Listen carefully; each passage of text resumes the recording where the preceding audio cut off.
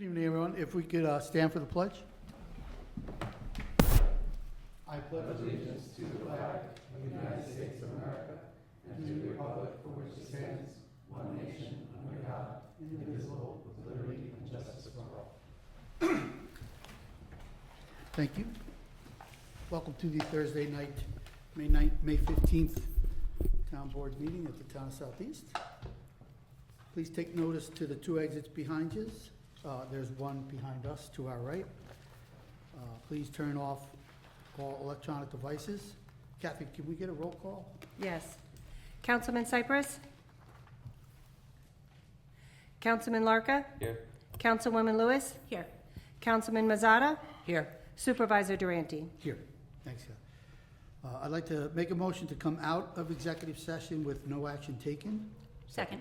All in favor? Aye. All right, so we have a few public hearings tonight. I'll make a motion to open a public hearing. Second. All in favor? Aye. Our first public hearing is to amend local law, chapter 138 regarding philanthropic institutions. This is basically a amendment to kind of clean up our narrative in our code. So if there's anyone from the public that would like to come up and share on this, you're more than welcome.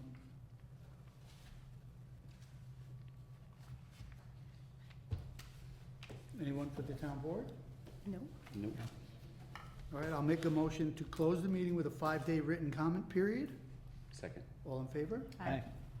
All right, our second public hearing is 39-2 fire alarms required and 39-3 definitions.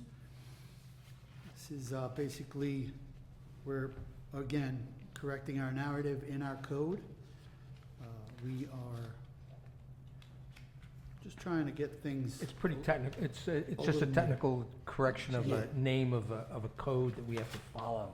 There's no international code in our town code reads the international code, And so there's it's no. now the New York State code. So if anyone from the public would like to come up and speak on that. All right, I'll make a motion to close the meeting with a 5-day written comment period. Second. All in favor? Aye. All right, we can get right into our work sessions. Our first one is for a highway purchase, 4-column truck lifts. We are gonna have the best highway department ever. We already do. Yes, we already do. It's gonna be the cleanest, let's say. So basically, these are just, these are jacks. Mike has a jack that's in the floor, a lift in the floor that's kind of failing. So these are 4 separate units that actually get around the tire and pick up these very large trucks. This is, for those guys, I really feel this is a no-brainer, because they could bring them outside, they could move them all around their garage. So I don't know if anybody wants to talk about it, or, Nope, Mike was here and he was discussing them and it sounded like much better, more efficient and not failing, so I'm okay Great. with that. awesome. Yeah, Mike does a fantastic job with Yeah, Buying he's always, I equipment. feel so confident in the research Yep. that he does and it's always good. Town of Southeast is gonna be in trouble when Mike retires. That's for He'll sure. get a good replacement, Yeah, we'll get him. move forward. All right, so our second discussion is the future location of Town Hall. So, I really shouldn't have wrote it like that, but I did, so. Obviously, the original plan from my predecessor was to try to do something in the village with the revitalization, and the revitalization's kind of got a little hold up with the passing of Joe Cotter. And something came across my desk the other day, and I just thought it would be worth the mention. At 15 Mount Ebo, the cerebral palsy building is actually for sale.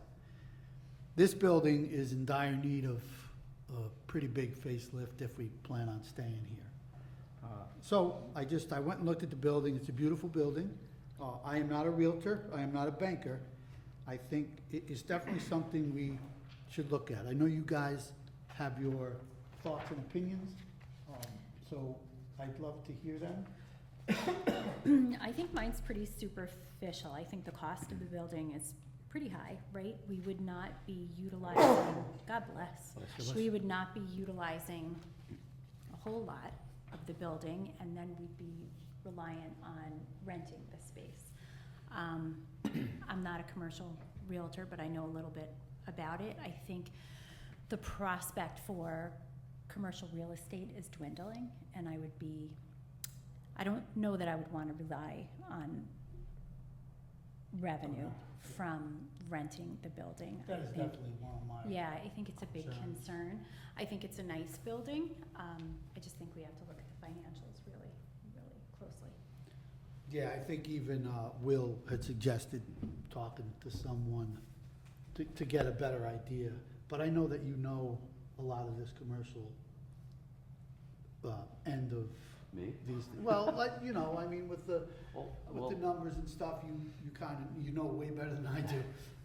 here's my thoughts on a new town hall, and you're gonna bring up some sore subjects for me. Garden Street. I thought Garden Street would have been the perfect solution. At the time, the school board, you know, I put a plan together to buy it. I had my cousin do engineering for it. And unfortunately, the school board at the time, majority voted to let it sell to the shell company. Now it sits there and rots. Thanks for bringing that up. You're welcome. But I agree. I liked the plan to move to the village in concept. The building was clunky; it didn't work. There's still a plan to potentially move the courts and consolidate the courts to the village, which I like. I think if there is a revitalization or changes, I like the draw down to the village.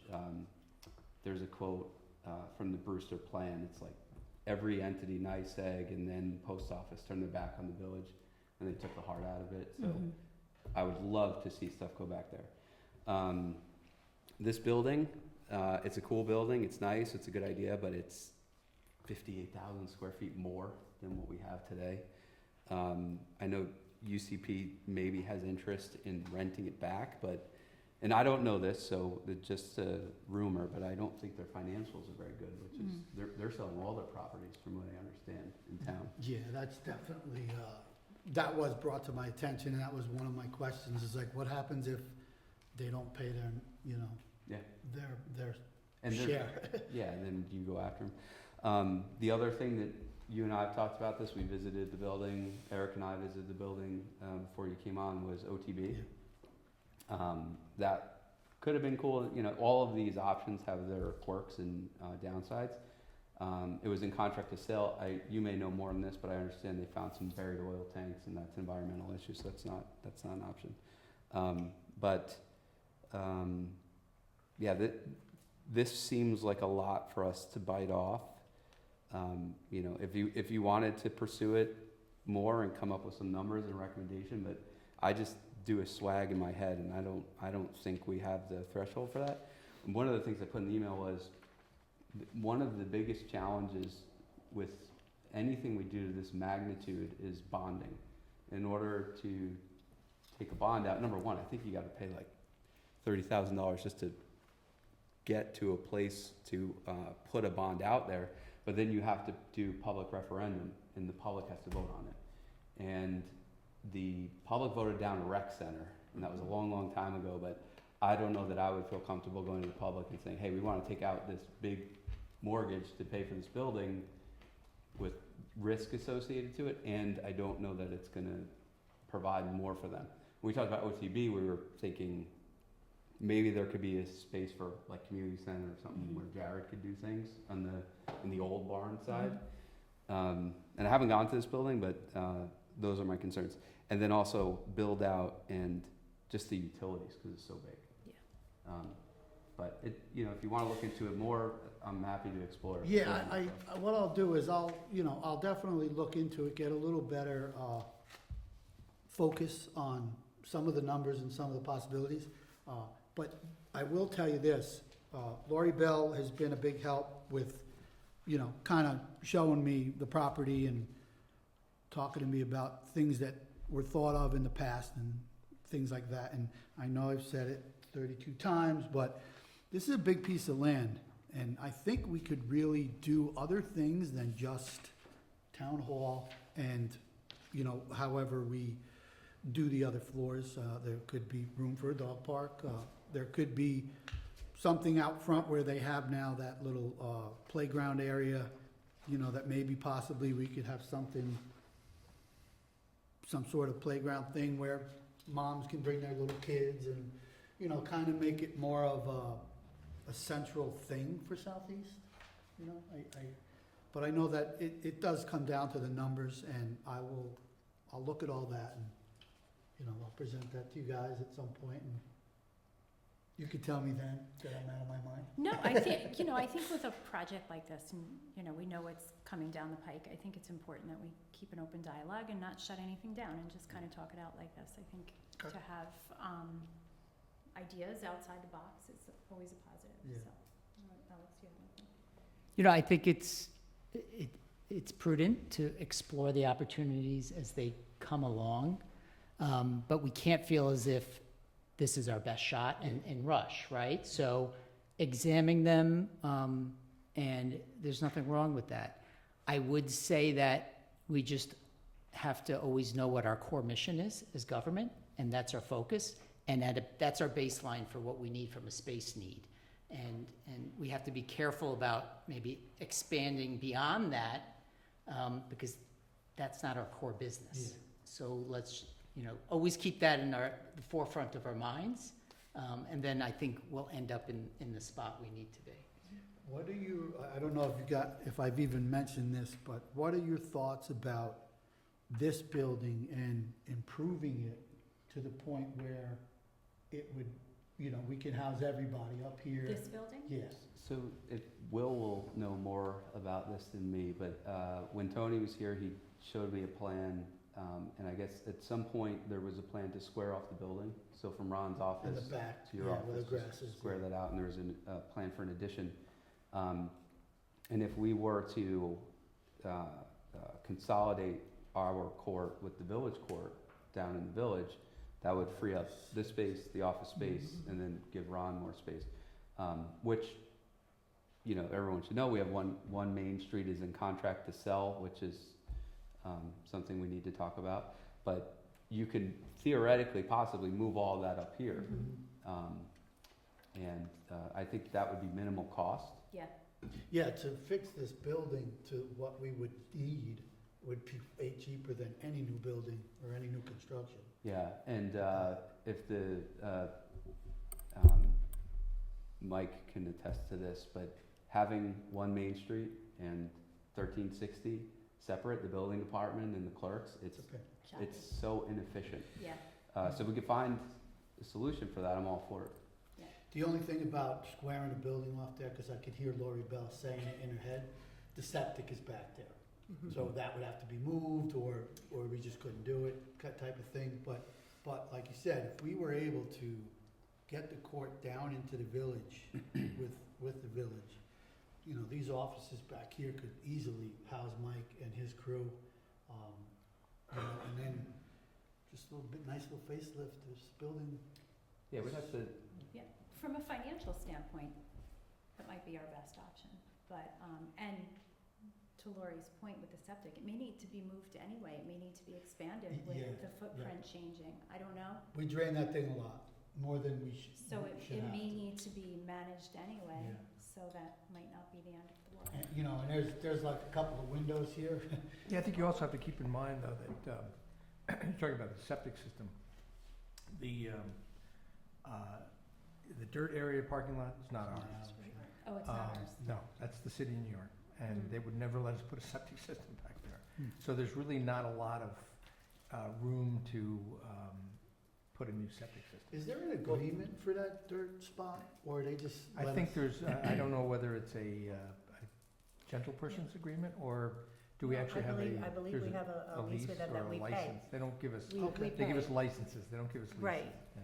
and we pay Okay, that's very annual. lucky, and we're not allowed to do anything to it. We can't put gravel in Yeah, there, we yeah. can't, it's gotta just remain as natural.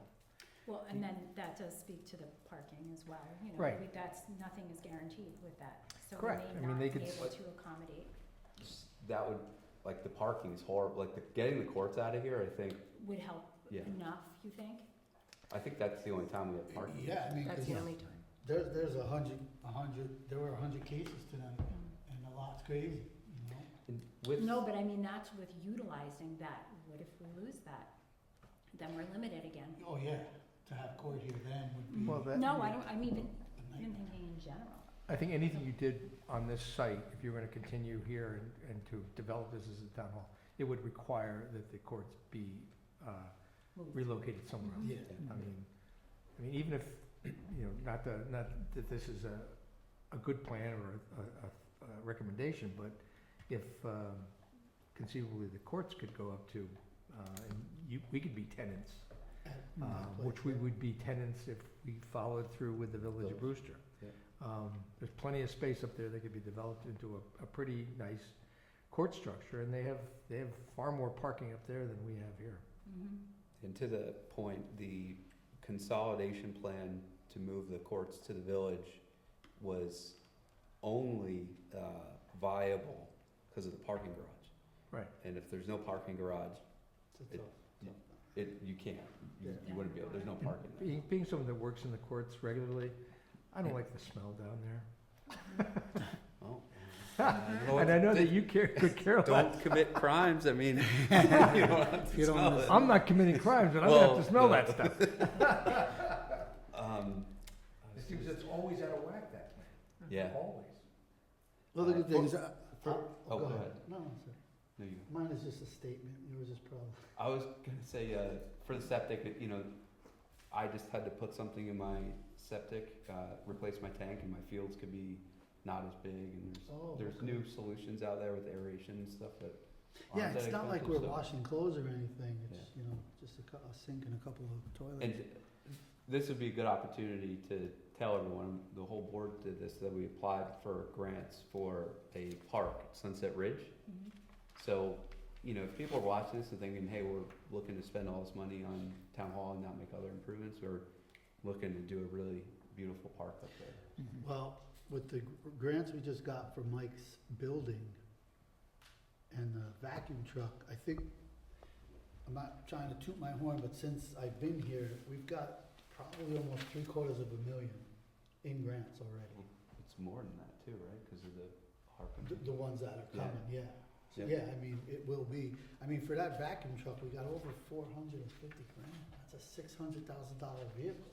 Yeah, But awesome. that is something we're gonna need because of MS4 and all the Right. changes and things like that. All right, so the one thing I have learned, and you guys have helped teach me this, is I have no problem going to somebody that knows this and getting their opinion and getting their outlook on it, and then I'll bring it back to you guys. And, you know, hopefully Eric will be here then, and we can kinda Talk see it if through. it might be viable or. Yeah, I think we have a lot of options in front of us. I think we do have some time. Yeah. So I think this is an opportunity to kind of, What I would say is the most, or like, what we would need, what I would ask to present to us if we're doing this is to talk to a realtor. Yeah. And tell them to give you a pro forma. I mean, this is their job of, what is this gonna cost, right? Because, I mean, I don't know, but when I first saw this building, we can't afford it. Yeah. But there's other ones that maybe we can, but you just need a number and we can make a decision off some facts.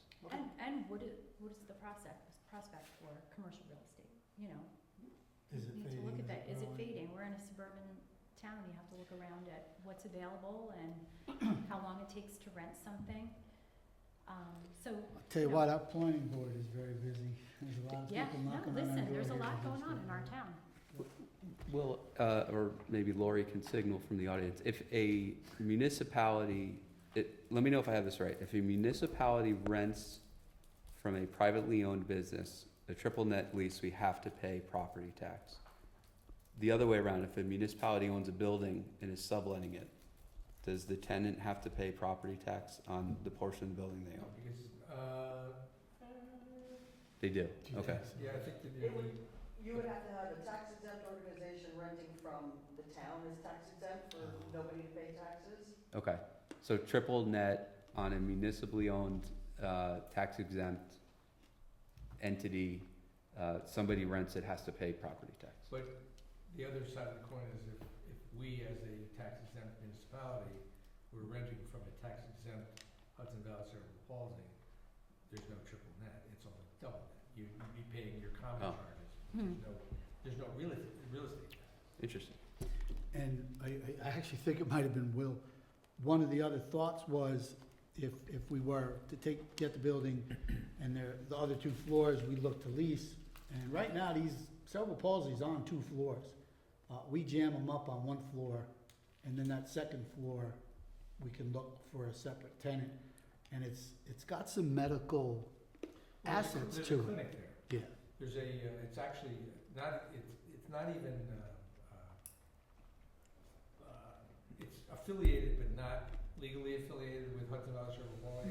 It's a federally qualified healthcare agency, FQHC, and they provide, medical service to a lot of indigent people, and most of it's, most of the fees that they collect are either through Medicaid or through other federal health insurance programs, but they are a separate entity entirely from Hudson Valley Cerebral Palsy, which actually the corporate name of Hudson Valley Cerebral Palsy is United Cerebral Palsy Association of Putnam and Southern Dutchess Counties, Inc. Try to put that on. And they are going through a change in their service model. They used to operate a number of group homes and provide services to persons with developmental disabilities. They are no longer providing those services, but those consumers are still being provided for through another agency, unaffiliated, but it's still a cerebral palsy agency. It's Cerebral Palsy Association of the State of New York. It's got nothing to do with New York State. It's a private not-for-profit, but they have assumed the responsibility of caring for providing services to those consumers that were once under Hudson Valley Cerebral Palsy. And Hudson Valley Cerebral Palsy has group homes, or they had group homes in Southeast. They have several in Carmel. They have 1 or 2 in Phillipstown. But Hudson Valley Cerebral Palsy owns the buildings, but they are being served by Cerebral Palsy of New York State.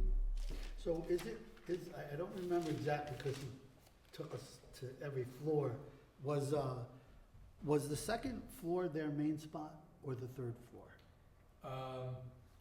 The palsy. Well, interestingly enough, the second floor, which is if you were coming in off the parking lot, that's the main floor. That's where the Yep. main lobby is.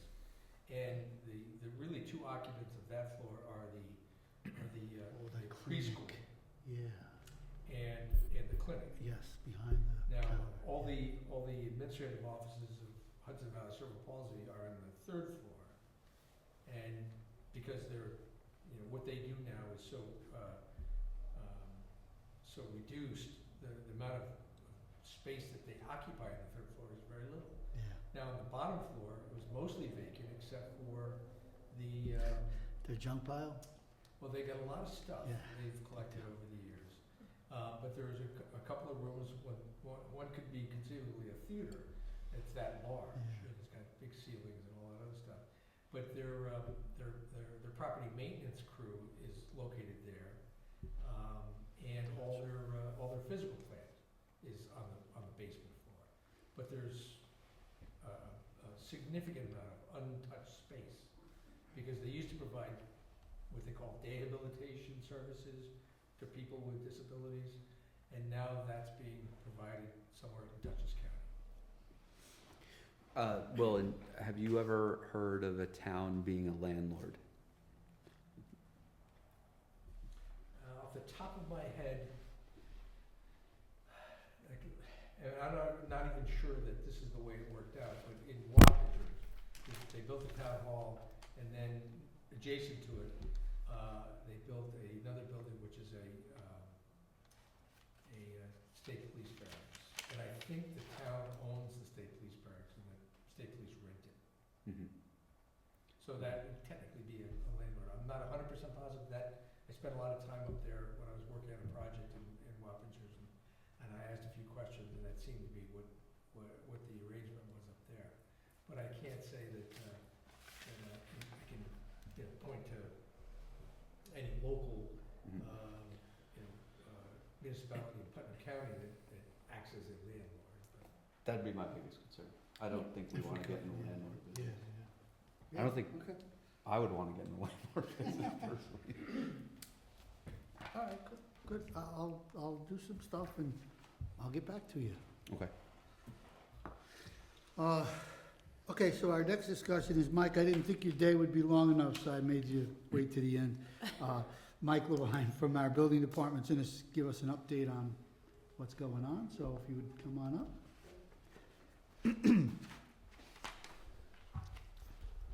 Mike's had a rough couple of weeks with guys being sick, stuff going on in his life, so I appreciate you coming tonight, Mike. Sure. Mike, do you wanna move up here?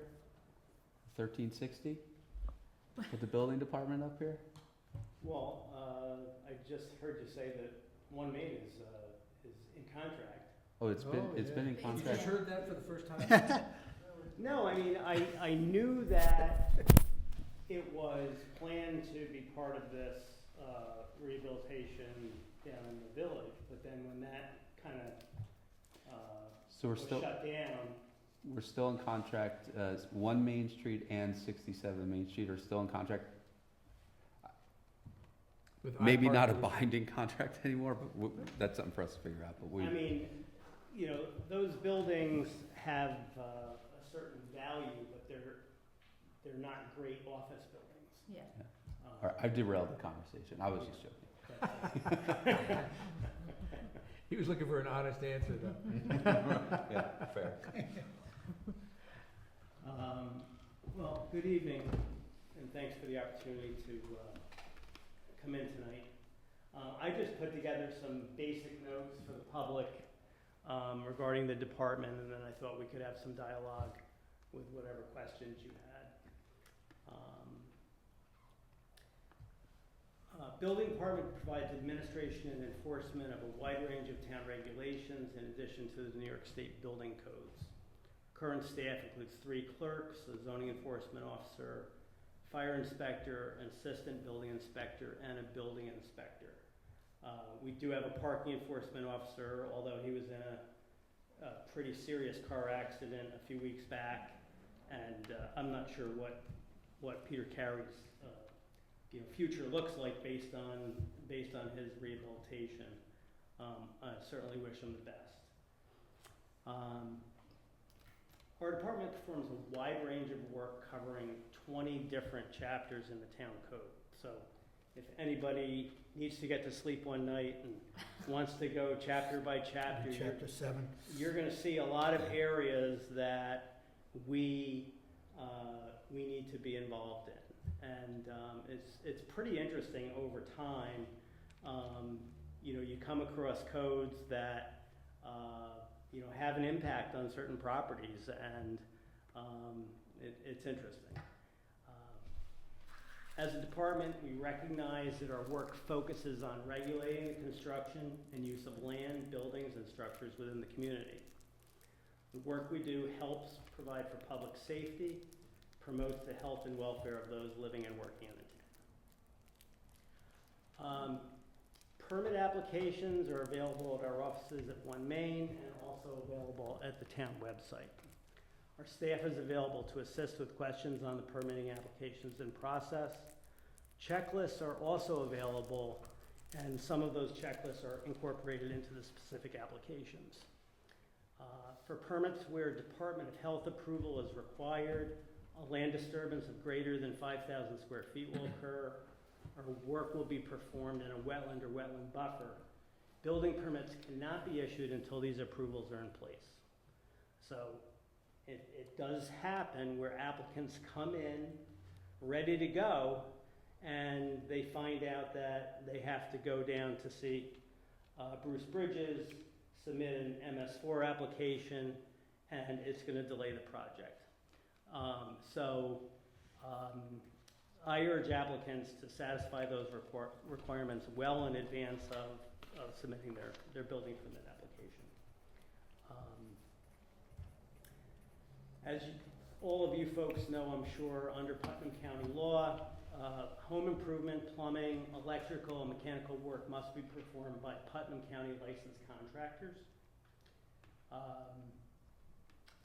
Plan reviews are performed by myself and my assistant. So a building inspector or code enforcement officer certified by the state are the only people that are qualified to do plan review. Just so you're aware, plan review can be sourced out. So if a time came where workload was greater than resources, that could be a recommendation that I make. So depending on staffing, depending on workload, again, that's something that can happen. Would that go to our, like engineers like Han or something, or how do you outsource? Does there need to be a process in place? So if the town were interested in having that available, I think what you would do would be an RFP. The reason I ask is, you let us know, but it may be something we want to consider getting in place just in case, based on what you went through recently. And I know there's some succession planning that may need to come up and that sort of thing. So, and that's why I thought this was a good time to mention it, because as variables occur in our world and in our staffing, you could be in a position where if you had that available to you, you'd say, well, we don't want to tie up your resources for a month doing a plan review on a big project. We'd rather source it out and have you available to do other work. So. yeah, I don't know how the board feel. I'd like to explore what needs to happen for you, not do it, but make sure that you can do it if you need to.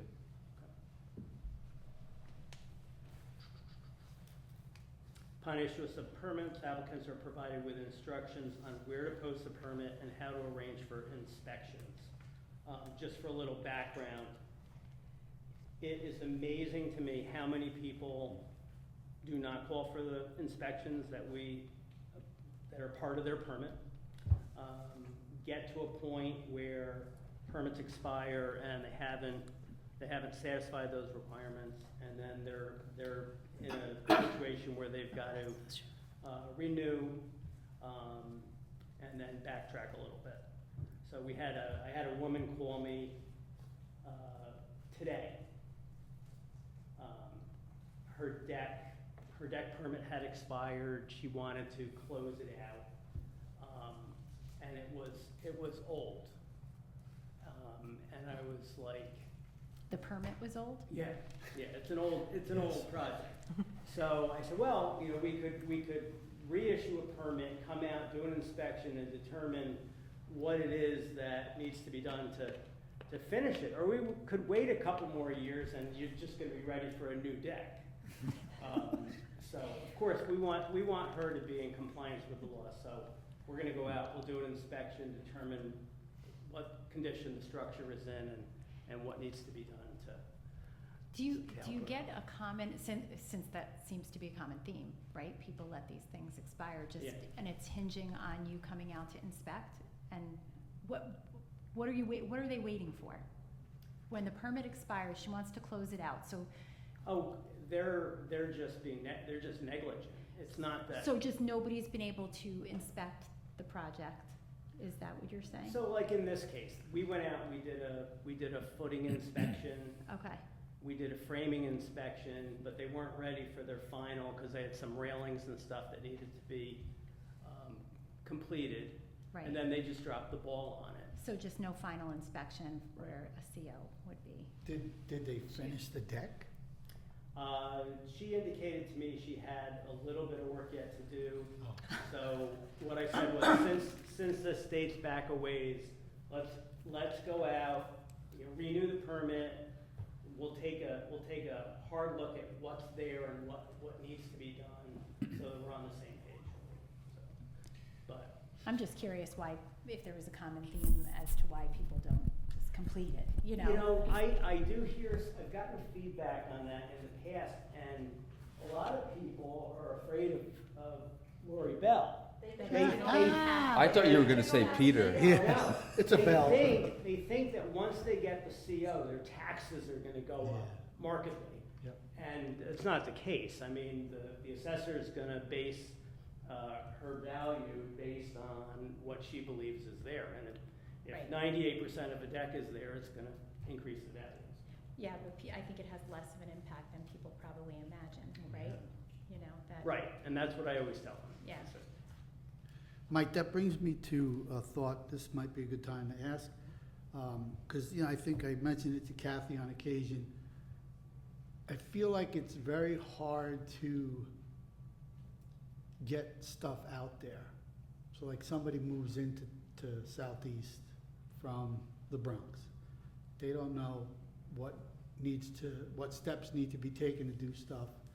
Do you ever have any thoughts of how we can get people that just don't know information to help them know?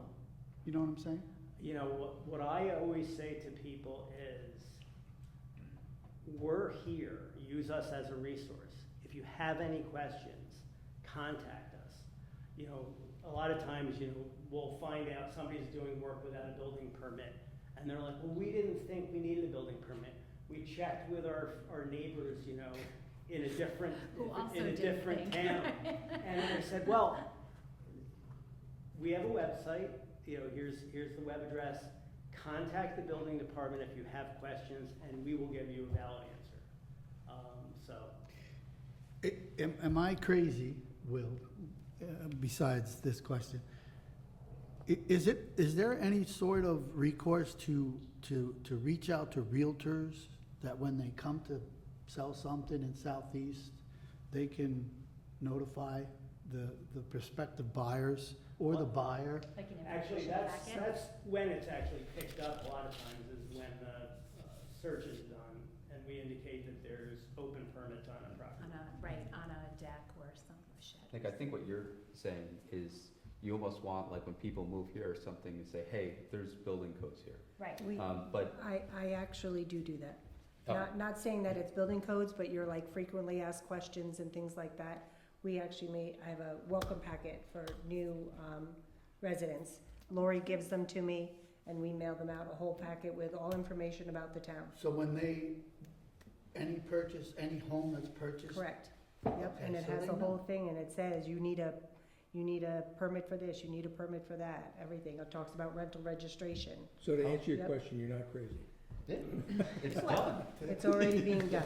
But the other thing too with that, is Official what I just thought of is like, yeah, I just bought a house and the town sent me something.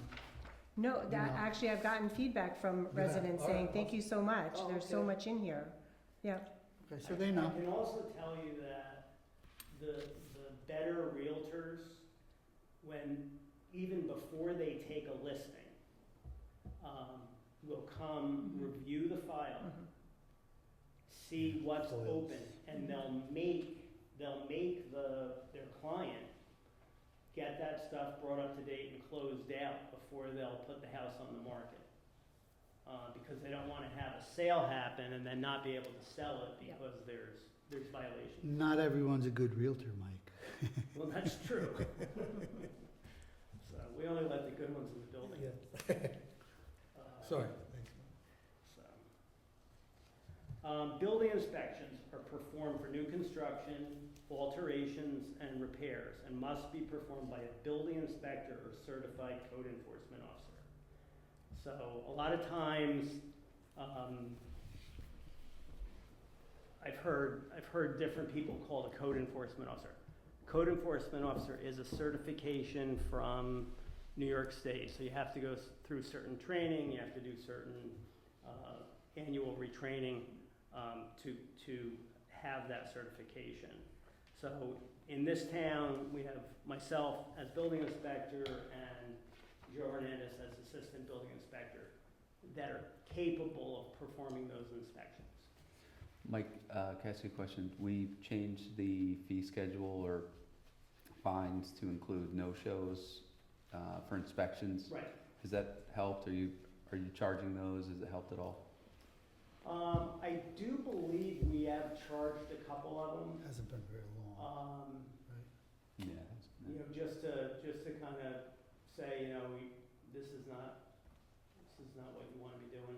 Okay, good. The other thing we charge a lot, which you probably I don't think you see it, but if somebody starts work before they have a permit, there is a fee for that. Okay. And we collect a lot of money right up front because they, in essence, violated the law. And it's amazing, people just write the check. They didn't even think twice. Okay. Just curious if that was helping. So building safety inspections include operational permit inspections and rental occupancy inspections. Building safety inspections may be performed by a certified code enforcement officer or by a certified building safety inspector. So a building safety inspector is Jerry Schranek. So it's still a certification from the state.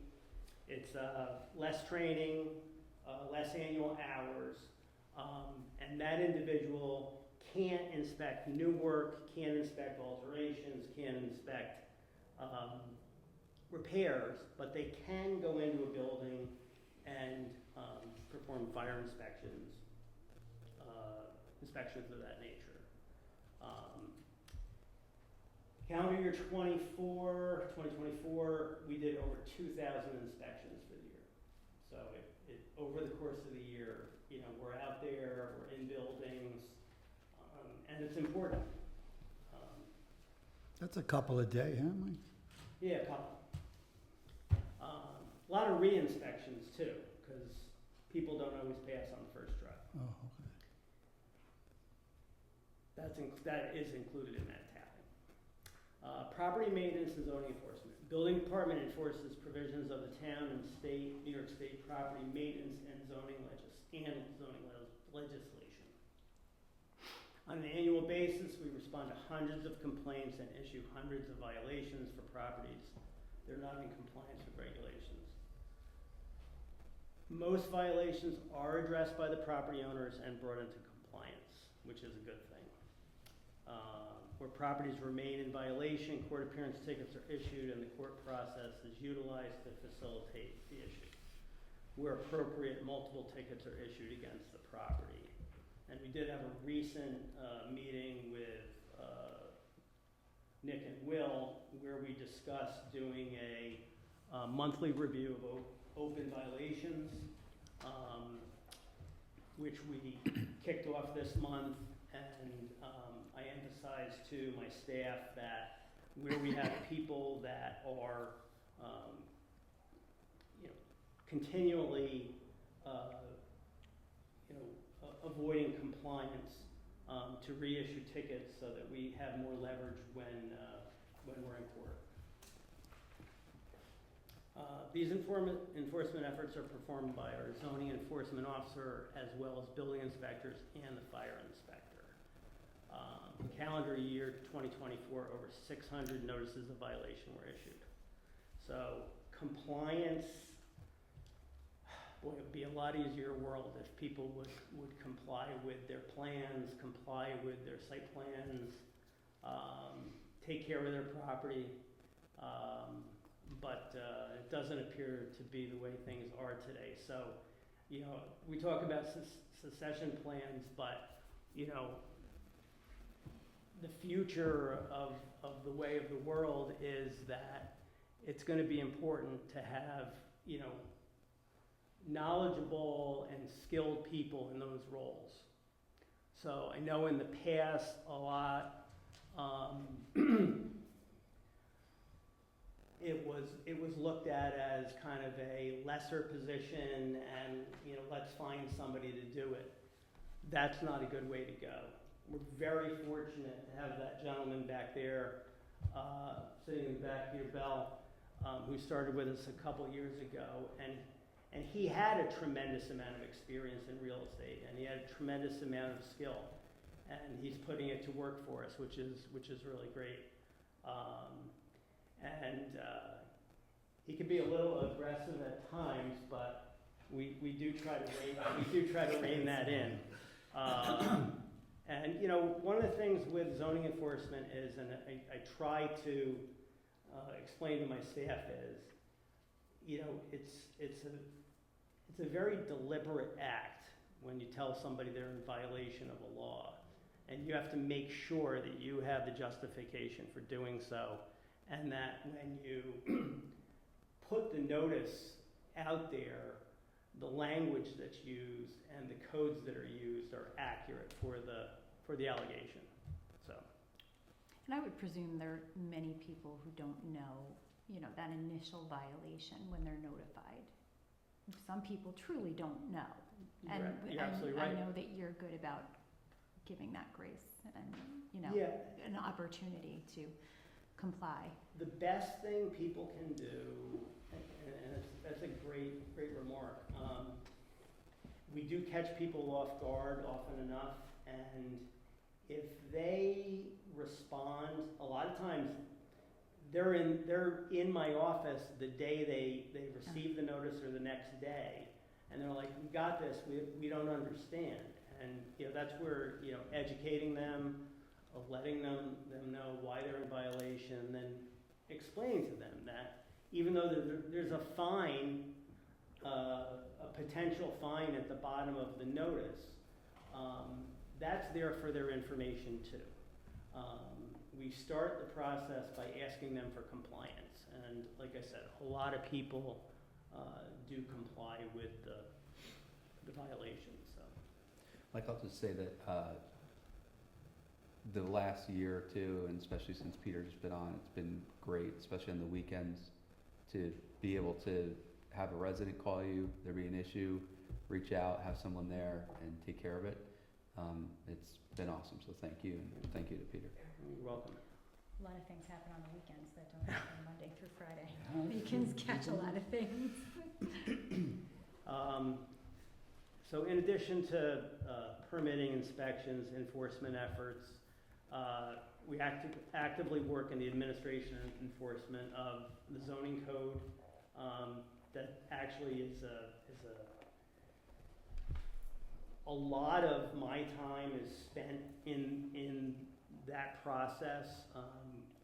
As Wendy said earlier, you know, the town is extremely busy. There's a lot going on, and because of that, it's kind of created a synergistic effect, and there's so much appeal here that we get inquiries all the time. And the way I try to manage that process is, if somebody's interested in taking a property and developing it, I ask them for a statement of use so I can validate what it is that they're going to do, and it's in writing. Because a lot of times people will say, well, I'm going to do this, and then all of a sudden what they told you isn't true and they're doing something else. So we kind of start with that premise, but it's time consuming, but you know, sometimes it works out well for both the person that's selling the property, the person that's interested in buying the property, and the town overall. So other codes that we spend a lot of time, rental occupancy, tremendous amount of time by our department with that.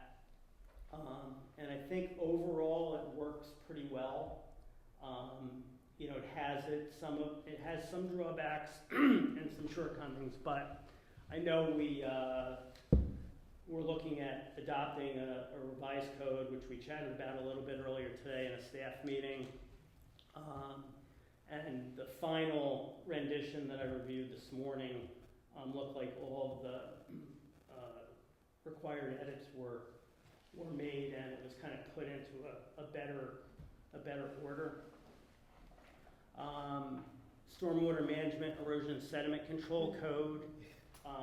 We have a dedicated person in that role right now, which is great. It takes some of the kind of initial questions and stuff out of our department. After Bruce Bridges accepts the application, of course, it's reviewed by one of the town engineers. And then once we sign the permit and the project's active, MS4, erosion sediment control, there aren't a lot of contractors that really commit the effort that the code demands. So one of the advantages that I see with the change in engineering services, excuse me, is that with a local company offering that service to us, I think we're going to be able to get better coverage with that particular issue, which I'm looking forward to. Okay, I'm done with the building department stuff, but I just have one announcement to make, being that I'm speaking to the public. And this is such critical legislation that I just wanted to take the opportunity. So updated codes currently require smoke alarms in single-family dwellings. It has to be located in all bedrooms and on each floor of the dwelling. Carbon monoxide detectors are required in all structures, as required in the fire code. Again, there's some exceptions to carbon monoxide detectors, but these are really inexpensive pieces of equipment, and they save lives. We all too often see horror stories where people are taken out because they don't have these inexpensive pieces of equipment properly installed, functioning. So as a building official, I thought I would take the opportunity to mention that. Mike, are those necessarily have to be wired, or can they be battery-operated devices? So that's a good question. So if it's an older home, you don't have to tear apart your entire house to put in a wired system. You can use battery-operated. They've come a long way, even with the battery-operated, where they can communicate with each other, which is a really nice feature. But I have the codes, copied. So when people reach out and ask about it, I can forward them the documentation. I could also put it up on the website if you feel it's appropriate. So, and that was it for what I had. I mean, I've got other stuff I could get into, but I'd rather, if you folks have any questions. Sounds like you need a drink of water. I do actually want to talk about Peter Carey. Okay. From what I understand, Pete's looking at a few months of recovery. Yeah. And I know when I come down there, you guys are working like the Tasmanian devil. I think we should start talking about maybe bringing in a part-time person to cover for Pete. Because like you said, who knows how long it's going to take. And, God forbid Pete has troubles. If we don't try to fill this spot now with that in mind, of hiring someone, letting them know that there's a possibility person will come back. Even at that, we could try to budget next year to have 2 part-time guys in there. So, I'd like to talk to you about that Sure. soon. Sure. I don't know if the board has any thoughts on that, but, we operate a pretty large area, and Mike knows how I feel. If you need it, ask, especially during budget season. it's I think coming up too. I think there's a little disconnect there, so we just need to, not on your part, not on our part, but ask for whatever you want, and all we can do is say no. Yeah, that was actually gonna be my question. you know, I've been kind of learning the process and what challenges you guys meet. Is there anything that we can do to help you see things through and, you know, complete the work that you need to do?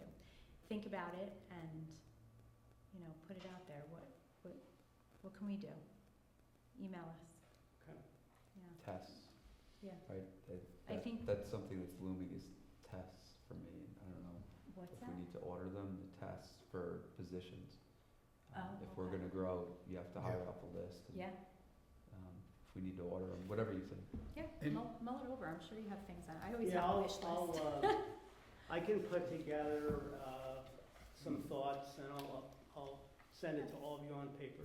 So, Okay. Yeah, the one thing I would mention that resonates with me is you mentioned succession planning, you also mentioned qualifications. And I fully agree with you about making sure that we fill these positions with appropriately qualified people. I know it comes with expense. These are areas where you do not want to cut costs because of that. I think that's something we want to do across the board, across all our positions. We want to make sure we've got fully qualified people. And, you know, it comes with an expense, but it pays multiple times over. So with that as well, whatever you're going to bring to us, you have to be honest to say, you know, it should be these qualifications as well, and that's what it comes with it. appreciate that. Thanks, Mike, we appreciate you coming down. Yeah. Thank You're you. welcome. Thank you. Enjoy the rest of your night. See you Thank soon. All right, I'd like to make a motion to open the regular meeting. Second. All in favor? Aye. I'd like to make a motion to waive the reading of the correspondence. Second. All in favor? Aye. I'd like to make a motion to approve the voucher list for $1,273,599.67. Second. All in favor? Aye. I'd like to make a motion to waive the readings of the budget transfers and to accept such transfers as submitted. Second. All in favor? Aye. Supervisor's report. Something came up this week and he's not here. But I did apologize to him and now I'm apologizing to you guys.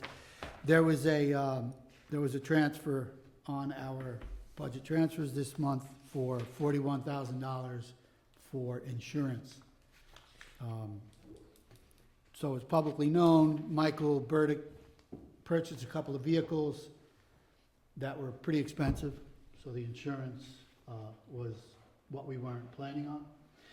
And also, we had our insurance company come down and check out our facilities with Jarrett from Recreation. We've obviously purchased some things over the years, expanded some certain things at some of these facilities, which in turn kind of raised our premium for insurance. I will say, though, I'm very happy we did that. God forbid something happens to somebody, or even one of our employees at any of our facilities, we now have our insurance, you know, up to date and where it needs to be. So that won't be an issue. Other than that, I really don't have too much to report. Things are going pretty well. Nobody was mad at me this week, I think, right? That you know about. It's all good. Not even residents were mad at me, so it's all good. Now your phone's gonna ring tomorrow. Yeah, somebody's calling. All right, so I'd like to set meeting dates and public hearings. All meetings will be held at 1360 Route 22, Brewster, New York, at 7 PM unless otherwise noted. Thursday, June 5th, 2025, and Thursday, June 26th, 2025. We do have a couple of resolutions tonight. Our first resolution is for highway purchase of 4-column truck lifts. I know I brought the resolutions with me today. Did I hear a second? Oh, I'm sorry, yes. Second. Thank All in you. favor? Aye. Aye. I forgot to say make a motion. Thank you, Kathy. Do you have it located, Nick? You want it? Yes, I do. I'm sorry. You're I gonna just- sneeze? Excuse me. Now therefore be it resolved that the superintendent of highways be and hereby is authorized to execute and deliver such purchase agreement or agreements necessary for the purchase of one line-powered mobile 4-column truck lift system for a purchase price not to exceed $46,805.40. And be it further resolved, the superintendent of highways shall comply with all state and local laws regarding procurement and expenditure of public funds before effectuating the foregoing purchases. And be it further resolved, in the event the foregoing funds are insufficient to meet the purchase requirements set forth herein, the highway superintendent shall return to the town board for consideration. So moved. Second. All in favor? Aye. The second resolution is local law 108.14, confidentiality of rental registration.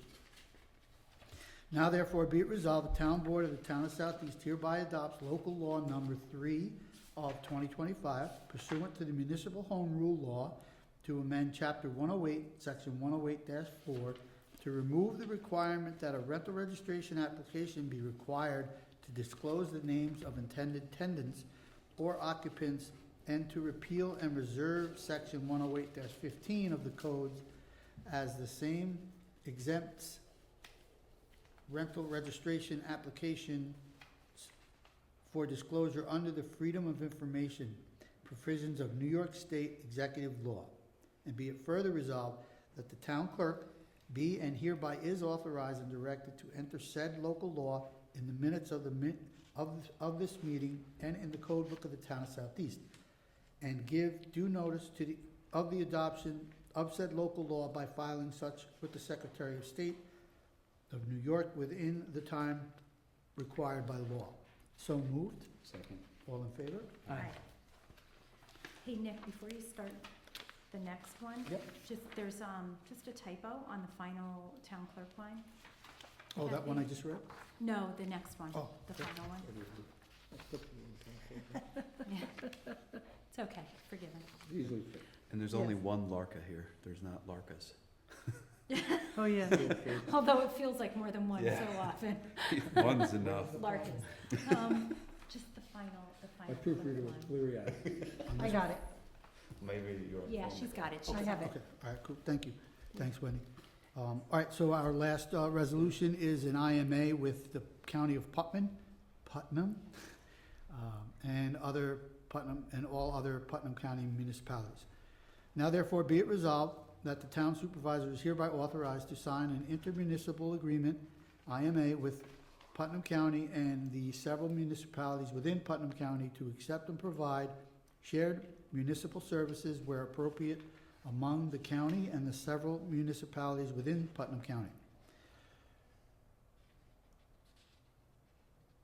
Also, this resolution shall take effect immediately upon the full execution by the town of Southeast, the county of Putnam, and several towns and villages that are named parties to the IMA.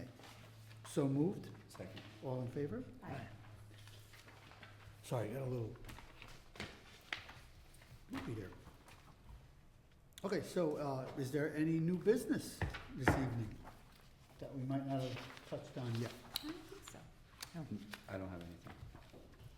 All right, now I'll open it to the public. If there's anyone that would like to come up and give us a public comment, please feel free. I was waiting, Scott. Scott is always so polite about it, though. I really He waits his appreciate that, turn. Scott. Are you talking to me? I was reading this, I found this coming in, Oh, I looked for pictures of when I was a kid growing up. Oh, wow. they're in there. I saw a couple. Scott Seaman, Town of Southeast. I'm here from the Brewster Board of Ed. Please. First, we'd like to point out that next Tuesday is our election, budget and trustee election. It will take place at the school from 6 in the morning to 9 o'clock at night. Information has been distributed. There's a specific website at the school. If you need any information or questions, we ask you to review it and to please come and vote anytime during that day. I just want to point out some highlights. On Tuesday, we announced the top 10. This is an amazing group of fine men and women. that have nothing but great things ahead of them, and we want to herald them and all their accomplishment and all they've done for the town. Also, on that note, I'd like to point out that this year will be our second cohort of graduating COVID. So it's the second group of 4 years. So this is the second group of young men and women that did not get high school graduations. We had the drive-in. My daughter being one of them is graduating this weekend. So we just wanted to put them in everyone's thoughts and let a reminder them. I know some people have personal connection to this, and we would like to highlight these graduates as well, or the other students that went in any other different venues. I also like to thank Mr. Levine for giving that incredible presentation. You know, up in Patterson, I know they're currently trying to hire a fire inspector, so I guess everyone's trying to get on board with this stuff. So we appreciate all the information that he provided tonight. And as always, if there's anything we can do, please let us know. We appreciate what you do on behalf of our students. Thank you. Thank you, Scott. Thank you. Thanks, Scott. Anyone else from the public like to come up? Anyone from the town board have any comments? No. Closing remarks? No. No comments. All right, I'll make a motion to close the meeting. Second. All in favor? Aye. Thank you, everyone.